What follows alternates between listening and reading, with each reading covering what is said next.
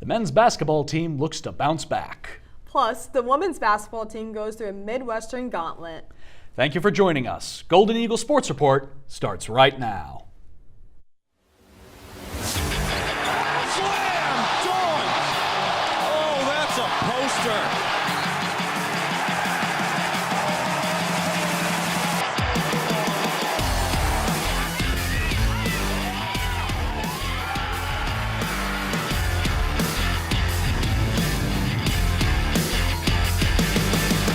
Live from the Jeannie Hayes Virtual Studio at Marquette University, this is Golden Eagle Sports Report. Marquette gets the rebound, and the champions have gone down! Good evening, everyone. I'm Brennan Wills. And I'm Layla Hudson. Kicking off tonight's show, let's get into some MU hoops. Get into hoops we shall. The Little Rock Trojans march into Pfizer Forum on Wednesday night. The pride of the Ohio Valley Conference faces some angry Golden Eagles, that's for sure. Chase Ross bangs home a three for Marquette's first bucket of the game. But the Trojans are pesky. This Little Rock steal leads to a slam by Caleb Pennyfeather that gives the Trojans a boost early. Nigel James foreshadows his big night by pushing the pace with this layup. This seemed to turn a corner for the team in gold as their very own Ben Gold tacks on a nice feed to Royce Parham. 6'11", and he can pass too? Yes, indeed. Impressive stuff from Ben Gold. How about Zayd Lowry committing robbery on this play? Oh, you thought that dunk was nice? Chase Ross put some emphasis on this next one.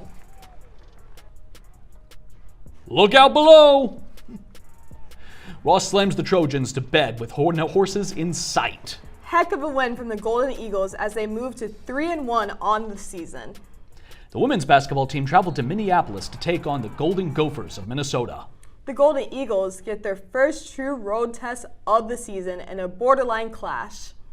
In the first quarter, Marquette goes down to 12-0 to start the game. After a good defensive stop and clutch baskets from Lee Volker, Holly Weiss, and Olivia Porter, the Golden Eagles cut the lead to 3. Minnesota pulls away with a dominant showing in the second quarter, going into halftime up 45-26. In the third quarter, Minnesota was in their rhythm. Marquette was blanked by a 16-2 run, which lasted most of the quarter. And in the fourth quarter, Minnesota sealed the deal with a commanding performance, outscoring the Golden Eagles 18-7 in the last 5 minutes.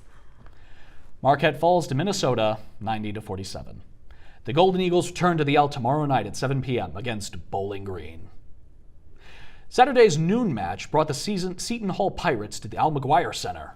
The Golden Eagles make quick work of the Pirates with a 3-set sweep. Per usual, Hattie Bray and Natalie Ring lead the way with 11 kills each. And first-year setter Isabella Haggard guides the offense with 24 assists and even pulls out 7 digs. For the Golden Eagles, it's a successful night at the Al. And for the Pirates, it's back to South Orange, New Jersey. Senior Day was an electric one. MUTV assistant sports producer Brian Wilson had more. It marks the end of an era. Hattie Bray, who on Friday marked her 1,000th kill, the 15th player in program history to do so. Today, the senior class is remembered here at the Al McGuire Center. Marquette recognized 8 seniors before their match versus the Seton Hall Pirates on Sunday. Allie Korba, Allison Eckel, Adriana Stoder, Ella Holmstrom, Morgan Darty, Sienna Eiffel, Elena Radiff, and Hattie Bray. All 7 in uniform saw action for the blue and gold. Darty did not play due to injury. This class stuck around through the departure of Ryan Theis in February when he left for Florida, and the hire of Tom Mendoza in March. Senior Day started slow for Marquette, but were able to get the better of the Seton Hall Pirates in match 1. It was free sailing from there on out, with the Pirates doing everything but pillage and plunder, with a hit percentage of 0 through the match. Post-game, Hattie Bray talked to Marquette Wire's very own Raquel Ruiz about the Marquette standard. I think my whole career, it's just kind of like we have that standard. It's like I came into this program and like every year it's like our standard is like we make NCAA tournaments, we push ourselves in the Big East Conference, and so it's like it's that Marquette volleyball standard. Marquette would sweep the Pirates 3-0 and end senior day victorious.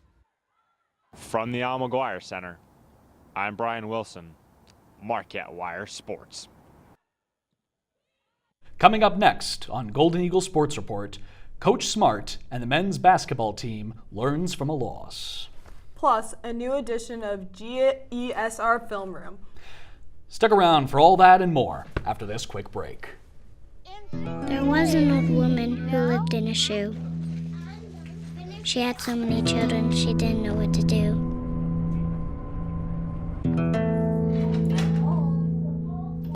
She gave them some broth without any bread and kissed them all soundly and put them to bed. Hunger is a story we can end. End it at feedingamerica.org. People couldn't see my potential, so I had to show them. I've run this place for 20 years, but I still need to prove that I'm more than what you see on paper. Today, I'm the CEO of my own company. It's the way my mind works. I have a very mechanical brain. Why are we not rethinking this? I am more. I'm more than who I am on paper.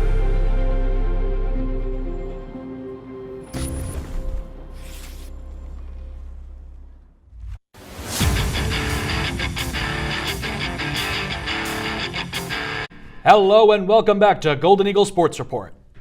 Thanks, Jake. Coming up next, what happened to the Anfield Aura? And who's winning it all in England? Stick around and find out after this quick break.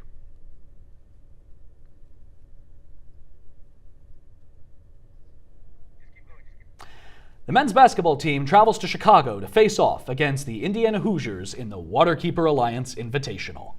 Marquette and Indiana battled back and forth throughout the first half, amusing the half-and-half crowd at the United Center. Royce Parham had quite the performance with 13 points, including this layup through contact. Indiana's Tucker Divry laid down a huge three to excite the Hoosiers faithful. Chase Ross led the scoring with 19 points, including this powerful layup.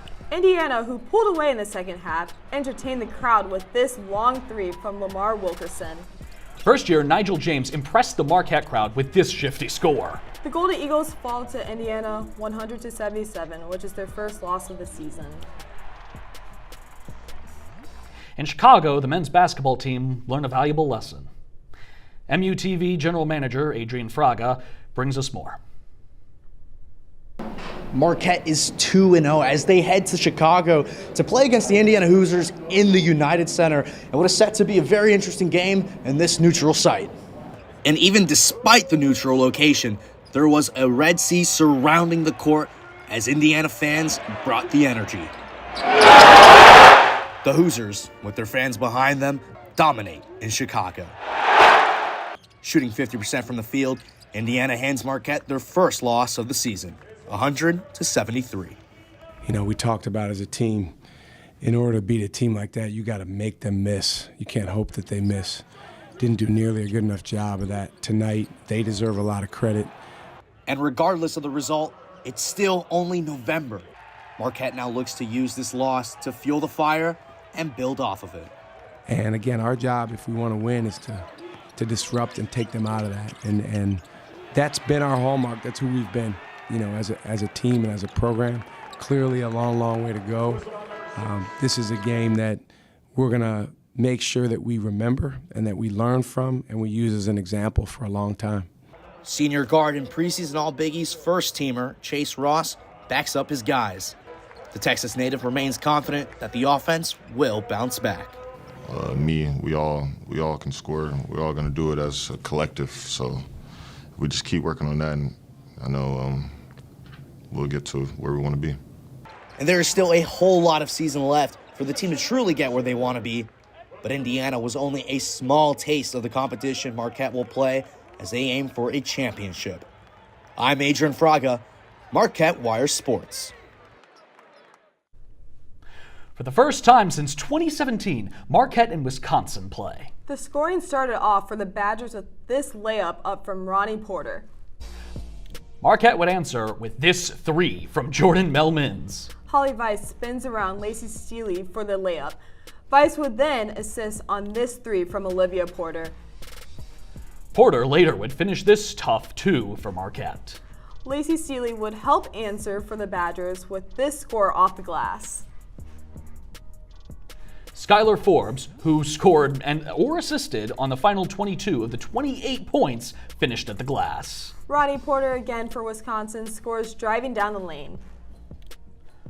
Who else but Holly Weiss with the up and under with a perfect tough touch for the deuce.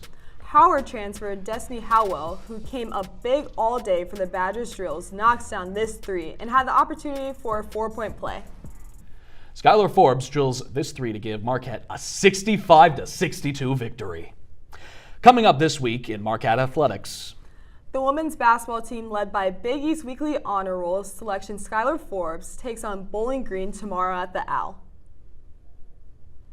Bowling Green opened their season with a win against Louisiana Ragin' Cajuns.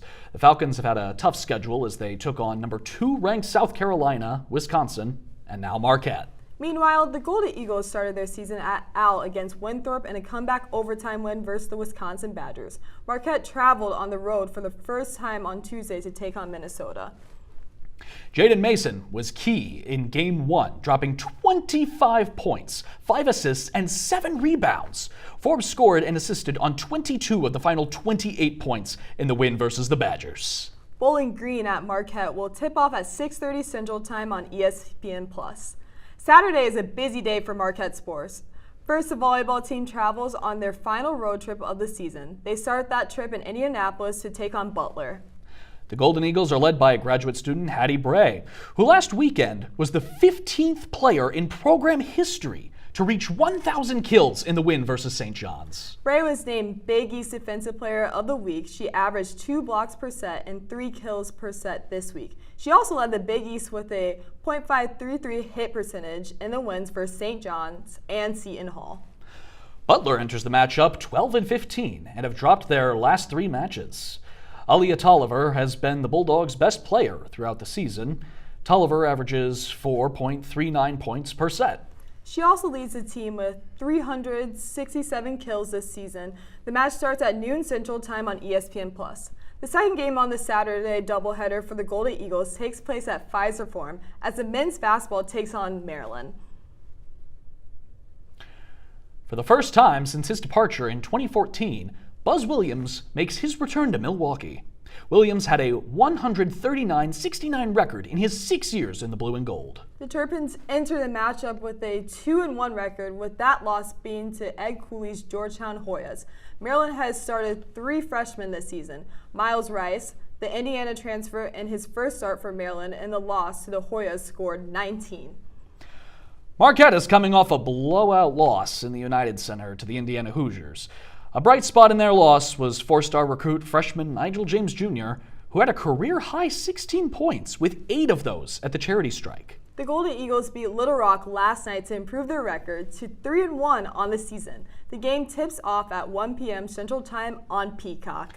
The volleyball finishes their regular season at the Cintas Center in Cincinnati, Ohio. Xavier is undefeated at home this season and enter the weekend with a 24-2 record. The Musketeers are led by star freshman McKinley Boehm, who was the freshman of the week in the Big East. She averaged 1.43 blocks and kills this week. Xavier's Emma Grace and Anna Taylor also received Big East weekly honors. The Golden Eagles have a freshman of their own, setter Isabella Haggard, who had 3 blocks versus St. John's, which is career high for her. Haggard had 50 assists in the weekend sweeps versus the Johnnies and Seton Hall. Marquette looks to end the season on a high note as the Big East tournament, which is at the Al McGuire Center, starts next week. Xavier would be a great litmus test for the Golden Eagles going into the tournament. The season finale starts at 11:30 a.m. Central Time on ESPN+. It's a basketball doubleheader in Milwaukee for Marquette. The women's team takes on in town for the University of Wisconsin-Milwaukee. UWM has been led by Jory Bawanda, who's averaging 10.3 points per game. She scored 18 points in their season opener in a loss to Loyola Chicago. Marquette leads the series history 14-2 with UWM. Last victory was December 2020. Marquette won last year's matchup 69-51. Lee Volker scored 21 points in that game and was 8 for 13 from the floor.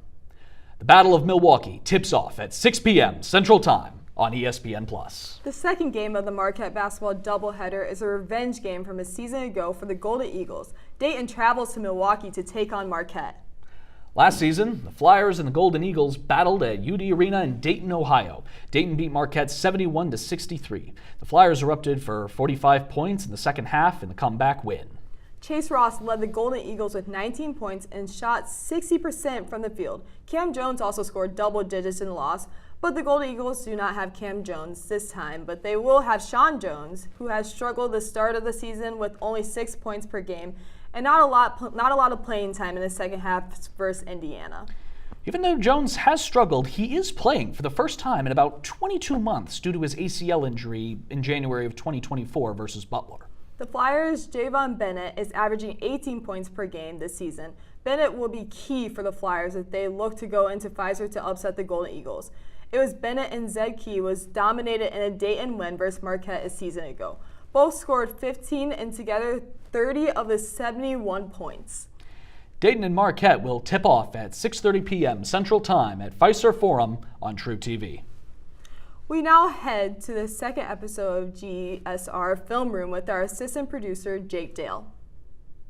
Hello and welcome in. I'm Jake Dale. Here with the tape, the Maryland Terrapins head to Pfizer Forum on Saturday to play against the Marquette Golden Eagles in yet another test for Shaka Smart & Co. This time, it comes up against Buzz Williams, the former Marquette head coach, and his Maryland Terrapins. Although his Maryland Terrapins are a completely new look, they play the same style that Buzz Williams teams always has, and that's having a ton of these floaters in the pseudo zone man defense, playing super aggressive, playing super high, and playing at a pretty decent speed. We see here the double comes quick, and they've been very good at this. They've been 7th in the nation at forcing non-steal turnovers. This here was a steal, but they like to force the action. They like to force a lot of plays where you think you're not going to turn the ball over, and you end up giving it up. It'll be a key for Marquette to keep that ball in their hands. But we'll look back before that game versus Alcorn State, their game versus Georgetown. At their home opener, this one did not go their way as the Big East rival of Marquette, Georgetown, took home a win. These multifaceted actions are going to be how Marquette needs to score down the stretch. It's something where 0% of Maryland's players played for them last year. It's 0 minutes continuity. It's moving the ball around and keeping it moving at a high pace. Here, we'll see leverage. Now, we talked about it a little bit last week, but leverage is going to come big in this. Maryland, not a very big team. They're bottom 250th in the nation in pure size. So you're going to look at Caden Hamilton, and you're going to look at Royce Parham to have a lot of looks down here in the paint. For Marquette, it'll be finding success in actions. It'll be looking for action early. It'll be looking for low post moves, and it'll be finding threes. They struggled against Indiana. Indiana had 8 more attempts from deep, and they let up 100 points to an Indiana team that honestly has a ton of changes and has looked completely new. You look at Marquette, they haven't given up 100 points in the Shaka Smart era in regulation. They're a team that doesn't really force the action and give up that many points at a high rate like they did on Sunday. There's going to be a lot of set offenses for Marquette. You can see it here with Georgetown. You need a bucket here. Maryland surging back. So what are you going to do? You're going to give the high screen, you're going to give the roll, and you're going to find someone in the corner. This Maryland team, as I said before, not a lot of continuity. There's a lot of moving pieces. Buzz Williams likes to talk about how his defense is a stick figure with a belt. That belt is always moving, right? If you think about a stick figure, think about the head, you think about the 2 arms. That's the top of the zone. That's going to be the 3 at the top of the zone. The other 2, he calls the leg and the belt. The belt is going to be always moving, always looking around. There's two parts to that. One part is that it's easy to find open looks like this. You're going to have a lot of pick and roll actions where the help is going to come, and you're going to find success in the corner. Watch out for guys like Zayd Lowry to look for success in the corner. But that also means, like we saw earlier versus Alcorn State, it's going to be tough to find those options and to not turn the ball over. It's going to be about not turning the ball over for Marquette. It's going to be about making the most of your possibilities. And you can do things like this. You can move the ball at a high rate, get some free dunks, get some free points. Marquette is going to need a bounce back game versus this Maryland team, and it's a great spot for it. That's all from me. Thanks, Jake. Coming up next, what happened to the Anfield Aura? And who's winning it all in England? Stick around and find out after this quick break.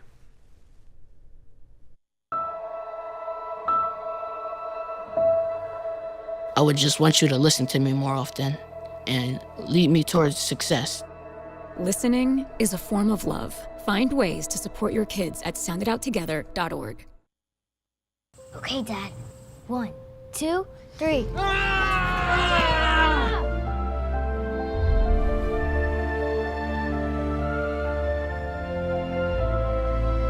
You saved me.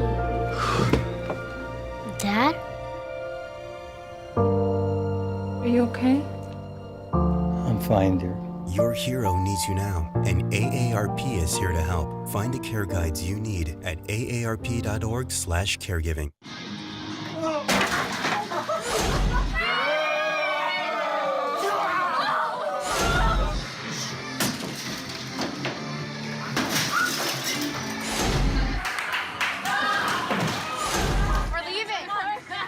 Most party fouls are pretty dumb. But if you decide to drink and drive underage, you could lose your license and your freedom. Underage drinking and driving. The ultimate party foul. Home fire drills give your family a plan of action. In a home fire, you may have less than 2 minutes to get out. So when you drill, show everyone 2 ways out of the house, pick a safe meeting spot, and get there in under 2 minutes. Then practice home fire drills at least twice a year. You can even make them fun. So everyone knows the sound and exactly what to do when they hear a smoke alarm. Go to ready.gov/fire drill and learn how to prepare your family for home fires.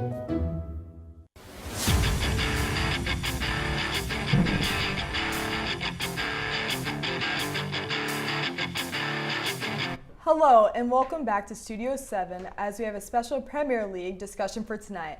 I'm Layla Hudson, and joining me on the panel tonight is Nate Bradley and Sophie Hanrahan. We have a lot to talk about, so let's get started. Reigning champions Liverpool currently sit 8th in the Premier League table under second-year manager Arne Slot. How has the Reds taken such a fall, and will they rebound? What are your thoughts, Well, Nate? let's start off here. Liverpool has had quite the season when it comes to injuries. Right now, they're currently sitting in 8th, like you said. They've had quite a tumultuous start to the season with very underperforming and expectations-wise. Other than that, in Europe, they're dominating pretty well. Most recently, a 1-0 win against Real Madrid last week in the Champions League. But injuries have taken a toll, and they have great players like Frimpong out. Like Alisson Becker, their goalkeeper, has been out most of this season. While guys are returning from injury, like Curtis Jones, it's going to take a while for this Liverpool team to come back to full strength. What are your thoughts, Sophie? I agree. I don't think it's just the injuries, but I think it's also been the inability for them to integrate the new players they've gotten. They broke their own transfer record 2 times this season. First with Florian Wirtz, that was $116 million, and then after that, Alexander Isak, $125 million. And as we know, just because you spend a ton of money, that doesn't mean you're going to have the best team. And Wirtz and Isak have both really not been able to integrate into the starting lineup, and I think that's where Liverpool is starting to struggle. Salah has also not been performing his best, as we know, and they lost Luis Diaz, which is a big loss up top. So they're just really struggling to integrate their new roster. Absolutely. And again, on Alexander Isak, who's been one of the best players in the Premier League so far when he was with Newcastle United. It's just, like you said, it's been difficult for him to get into Slot's formations as well. And this is Slot's second year in England, of course. Last year, it definitely seemed like it was a miracle that Liverpool had won under a first-year manager. But now as Slot is, settled in, it's definitely apparent that we're seeing some issues, or more teams are adapting the Slot style of football as they face them. I also think there's so much pressure. Man City has set this precedent where when you win, you're supposed to keep winning. Man City has won 6 out of the past 8 Premier Leagues, and I think that's just set so much pressure, especially on Liverpool. When you think about their injuries and then also what they went through this summer, they went through a massive tragedy losing one of their players. And I think Man City, they've been so dominant, but they've just set this unfair precedent, I think. And I think people are being a little too harsh on Liverpool. Absolutely. Well, City, like you said, are one of the most dominant teams in the Premiership and in England we've seen over the past 10 years.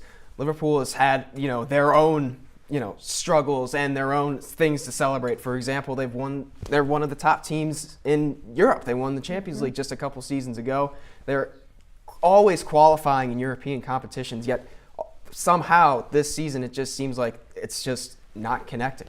Yeah, and Sophie also mentioned Sala struggling. I also feel like Florian Wirtz also hasn't been that great. So I feel like that also has a big factor. And like you said, like sometimes money cannot make team chemistry. So I feel like that's like a big factor. They just are not playing the best together. Moving on to the next question.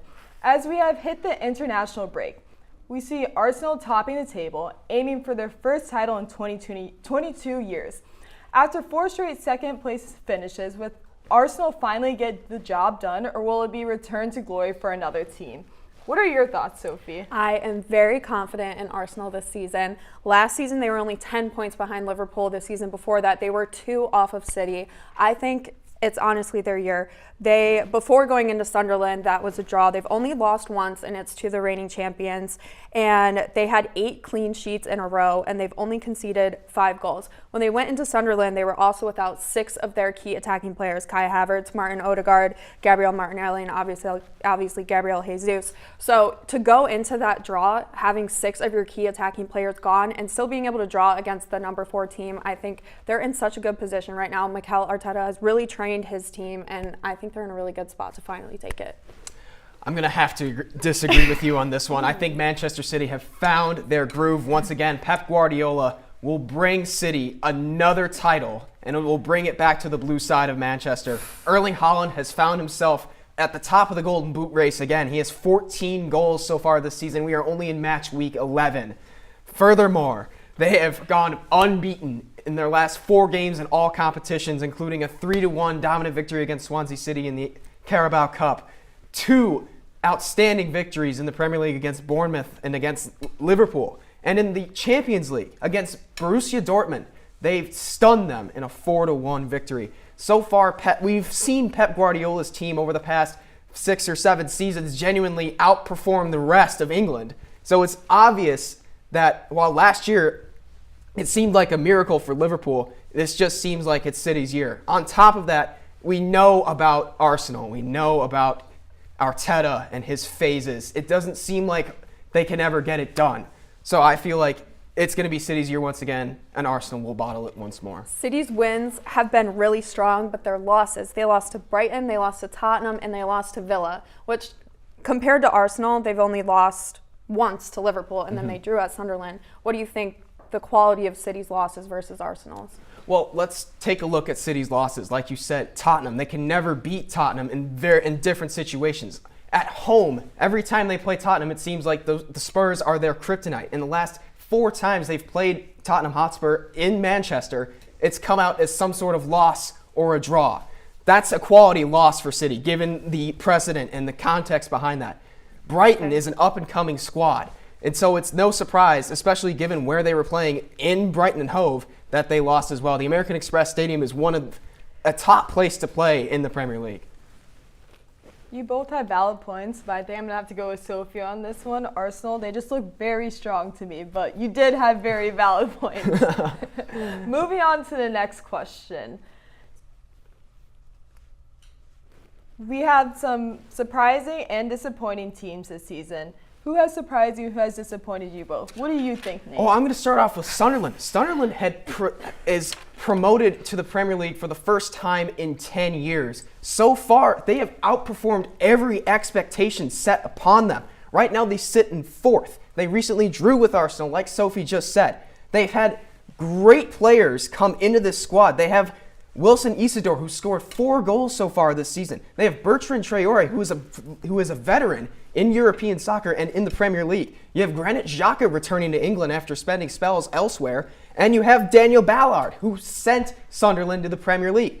All these guys are made such a great impact no matter where they play. For example, Ballard's a center back, and he already has 2 goals and 1 assist on the season. Other than that, a disappointing team I have is West Ham. They've had a bunch of managerial troubles as well. From going to David Moyes and Julian Lopetegui and Graham Potter and now Nuno Espirito Santo, West Ham has definitely fallen off compared to their Conference League victory 3 seasons ago. What are your thoughts, Sophie, and quick thoughts because we're running out of time? Well, Nate and I were discussing earlier, Sunderland is the first team in 17 years to have this great record in promotion. So I'm going to have to agree with Nate on this one. Thanks for the great discussion. We're unfortunately running out of time. Tune in next week for all of our coverage on Marquette sports and more. From Brendan Willis, I'm Layla Hudson. Good night, Marquette.